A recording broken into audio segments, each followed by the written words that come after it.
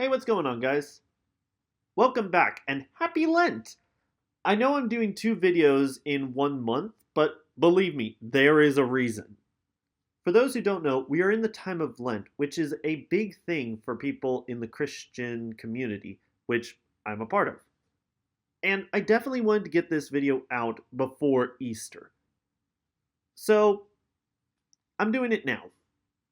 Yes, it's a little bit weird, but believe me, this is just a maybe once a year kind of special. I don't think I'm going to be doing this every year, but I wanted to do it at least this year because there are a lot of stories that I've come across in the Bible. No joke, this has so many stories that I had some kind of connection to, and I wanted to get a couple of those out to you guys. Now, I know that these aren't all going to be everybody's favorite stories. In fact, you can let me know what some of yours are in the comments below. But I at least wanted to show off 3 of my favorite stories from the Bible. So, sit back and enjoy. A reading from the book of Exodus. A long time had passed, during which the king of Egypt died. The Israelites groaned under their bondage and cried out, and from their bondage their cry for help went up to God. God heard their mourning, and God was mindful of his covenant with Abraham, Isaac, and Jacob. Meanwhile, Moses was tending the flock of his father-in-law Jethro, the priest of Midian. Leading the flock beyond the wilderness, he came to the mountain of God, Horeb. There the angel of the Lord appeared to him as fire flaming out of a bush. When he looked, although the bush was on fire, it was not being consumed. So Moses decided, I must turn aside to look at this remarkable sight. Why does the bush not burn up? When the Lord saw that he had turned aside to look, God called out to him from the bush, Moses, Moses. He answered, Here I am. God said, Do not come near. Remove your sandals from your feet, for the place where you stand is holy ground. I am the God of your father, he continued, the God of Abraham, the God of Isaac, and the God of Jacob. Moses hid his face, as he was afraid to look at God. But the Lord said, I have witnessed the affliction of my people in Egypt, and have heard their cry against their taskmasters. So I know well that they are suffering. Therefore, I have come down to rescue them from the power of the Egyptians, and lead them up from that land into a good and spacious land, a land flowing with milk and honey. Now indeed the outcry of the Israelites has reached me, and I have seen how the Egyptians are oppressing them. Now go, I am sending you to Pharaoh to bring my people, the Israelites, out of Egypt. But Moses said to God, Who am I that I should go to Pharaoh and bring the Israelites out of Egypt? God answered, I will be with you, and this will be your sign that I have sent you. When you have brought the people out of Egypt, you will serve God at this mountain. But, said Moses to God, if I go to the Israelites and say to them, The God of your ancestors has sent me to you, and they ask me, What is his name? What do I tell them? God replied to Moses, I am who I am. This is what you will tell the Israelites. I am has sent me to you. This is my name forever. This is my title for all generations. Go and gather the elders of the Israelites, and tell them, The Lord, the God of your ancestors, the God of Abraham, Isaac, and Jacob, has appeared to me and said, I have observed you and what is being done to you in Egypt. So I have decided to lead you up out of your affliction in Egypt, into the land of the Canaanites, the Hittites, the Amorites, the Perizzites, the Girgashites, the Hivites, and the Jebusites, a land flowing with milk and honey. They will listen to you. Then you and the elders of Israel will go to the king of Egypt and say to him, The Lord, the God of the Hebrews, has come to meet us. So now, let us go a 3 days' journey in the wilderness to offer sacrifice to the Lord our God. Yet I know that the king of Egypt will not allow you to go unless his hand is forced. So I will outstretch my hand and strike Egypt with all the wondrous deeds I will do in its midst. After that, he will let you go. I will even make the Egyptians so well disposed towards this people that, when you go, you will not go empty-handed. Moses, however, said to the Lord, If you please, my Lord, I have never been eloquent, neither in the past nor now that you have spoken to your servant. But I am slow of speech and tongue. The Lord said to him, Who gives one person speech? Who makes another mute or deaf, seeing or blind? Is it not I, the Lord? Now go, I will assist you in speaking, and teach you what you are to say. But he said, If you please, my Lord, send someone else.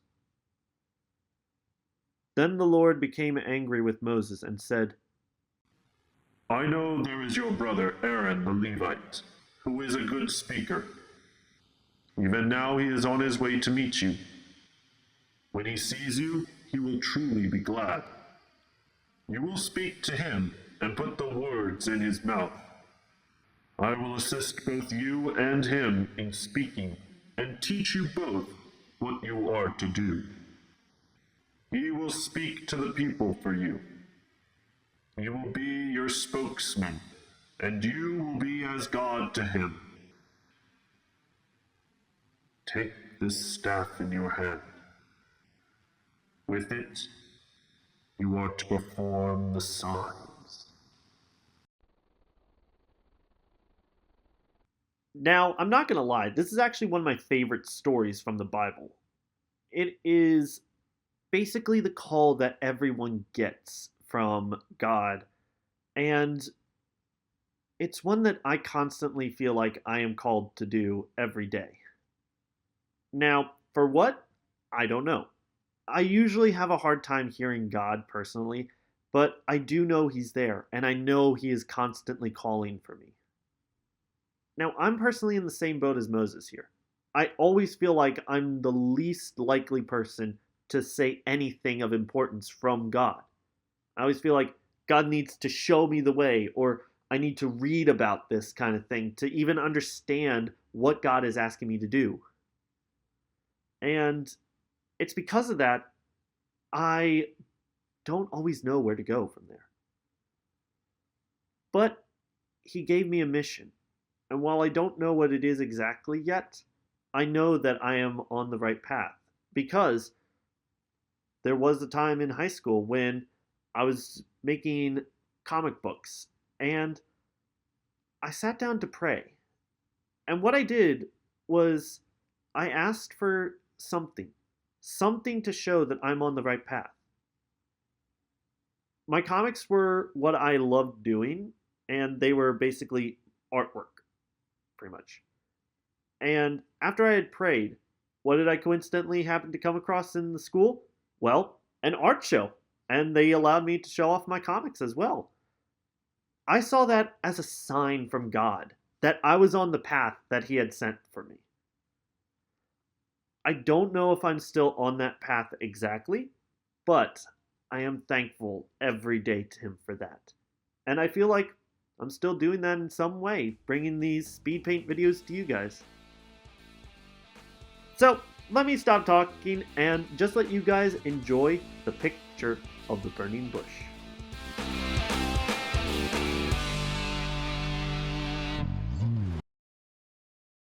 A reading from the Gospel of Matthew. Then he made the disciples get into the boat and precede him to the other side, while he dismissed the crowds. After doing so, he went up on the mountain by himself to pray. When it was evening, he was there alone. Meanwhile, the boat, already a few miles offshore, was being tossed about by the waves, for the wind was against it. During the fourth watch of the night, he came toward them, walking on the sea. When the disciples saw him walking on the sea, they were terrified. "It is a ghost!" they said, as they cried out in fear. At once, Jesus spoke to them. "Take courage, it is I. Do not be afraid."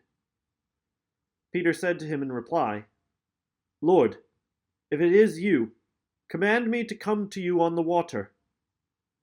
He said, "Come." Peter got out of the boat and began to walk on the water toward Jesus. But when he saw how strong the wind was, he became frightened, and beginning to sink, he cried out, "Lord, save me!" Immediately, Jesus stretched out his hand and caught him, and said to him, "O you of little faith, why did you doubt?" After they got into the boat, the wind died down. Those who were in the boat did him homage, saying, "Truly, you are the Son of God." Now, when I came up with this idea, I knew that I had to do this story.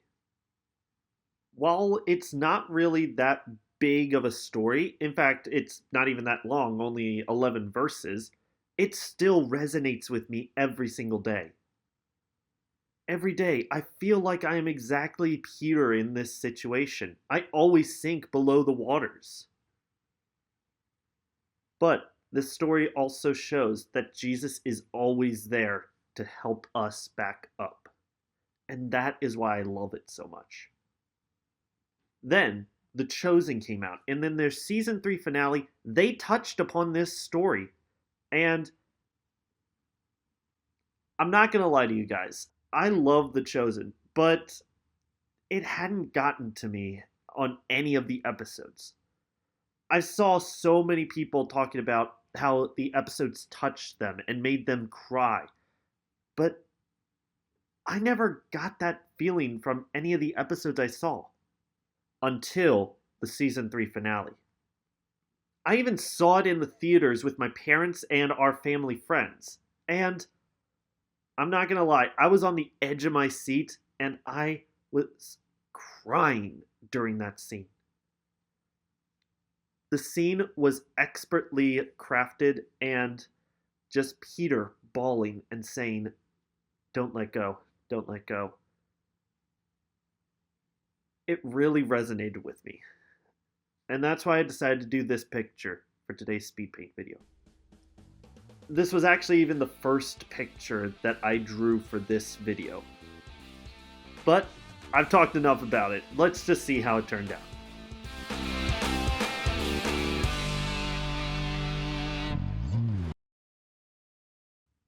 A reading from the Gospel of Luke. When they came to the place called the Skull, they crucified him and the 2 criminals there, one on his right, the other on his left. Then Jesus said, "Father, forgive them, for they know not what they do." They divided his garments by casting lots. The people stood by and watched. The rulers, meanwhile, sneered at him and said, "He saved others. Let him save himself if he is the chosen one, the Messiah of God." Even the soldiers jeered at him. As they approached to offer him wine, they called out, "If you are the King of the Jews, save yourself." Above him, there was an inscription that read, "This is the King of the Jews." Now one of the criminals hanging there reviled Jesus, saying, "Are you not the Messiah? Save yourself and us." But the other, however, rebuking him, said in reply, "Have you no fear of God? For you are subject to the same condemnation. And indeed, we have been condemned justly, for the sentence we receive corresponds to our crimes. But this man has done nothing criminal." Then he said, "Jesus, remember me when you come into your kingdom." He replied to him, "Amen, I say to you, today you will be with me in paradise." It was now about noon, and darkness came over the whole land until 3 in the afternoon, because of an eclipse of the sun. Then the veil of the temple was torn down in the middle. Jesus cried out in a loud voice, "Father, into your hands I commend my spirit." And when he had said this, he breathed his last. The centurion who witnessed what had happened glorified God and said, "This man was innocent beyond doubt." When the people who had gathered for this spectacle saw what had happened, they returned home beating their breasts. But all his acquaintances stood at a distance, including the women who had followed him from Galilee and saw these events. Now, because this is a Lent episode, I knew I had to do this story as well. The crucifixion of Jesus is one of the biggest stories in all of Christianity, be it for any denomination. It signifies what he sacrificed for us. He sacrificed his life, and in his death, he saved us. There is nothing I can say about this that I haven't already heard for this reading. It is heartbreaking. It is forgiveness for our sins. It is redemption for our souls. It is everything. I even chose Luke's gospel in particular to signify the fact that there are two thieves and they actually have something to say in this story in particular from Luke's gospel. I checked all the other gospels. They don't talk in those. And that's why I chose Luke's gospel in particular, because the thieves, while they aren't perfect, do signify both sides of with what I go through every single day. I usually will start the day acting like the bad thief, calling Jesus out, asking him to reveal himself. Show me that you are there. But by the end of the day, I always go back to the good thief. He knew what he did was wrong. He knew that death was the proper punishment for him. And all he asked was that Jesus remember him. He didn't ask to go with Jesus. He only asked for the memory. I always feel that way whenever a day comes to an end. I always have so much pent-up anger and frustration from my day at work that I usually forget this is all in this life. Whatever strife I go through in the day, it'll be lifted by the end, just by Christ himself. And so, every day, I have to ask him for forgiveness once again. There's nothing more I can really say about this. This is the story that I need to hear every day for Lent. And with that, thank you for checking this out. And this was the last drawing that I did, but it was also one that I needed the most time to think about. I had to think about the composition, I had to think about the colors, and I had to think about what I wanted to put in here. So, with all that said, let's check out the final thing.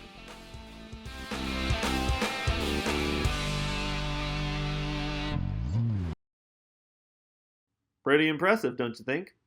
Again, I don't think I'm going to be doing this too often, but it was something I at least wanted to give a try to for this year. Once again, let me know what your favorite stories from the Bible are in the comments below. Did I miss any that you wanted to see a speed paint of? If I get enough requests, maybe I'll do another one next year. In the meantime, thanks for watching, you guys. Be sure to give this video a like if you enjoyed, subscribe if you haven't, and ring that bell for notifications. Also, check out my Discord server. It's got a great selection of different genres and different talk groups for everybody to enjoy. Check out my Twitter page at prnerd_official and follow me on TikTok as well. I love you all. God bless, and I'll see you guys next time.